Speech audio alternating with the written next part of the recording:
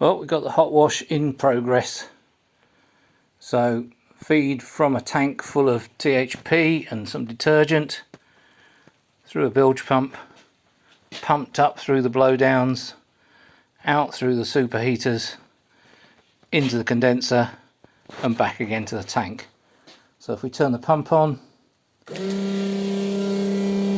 and then open a blowdown,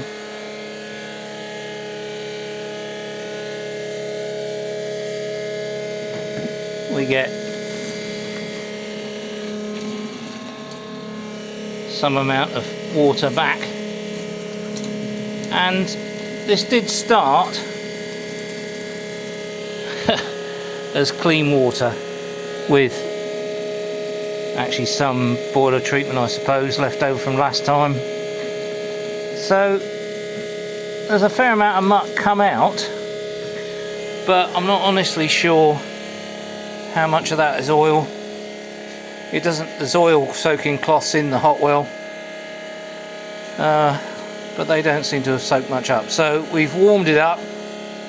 We're going to leave it to cool down overnight and put some clean treatment in it tomorrow and try again. Okay.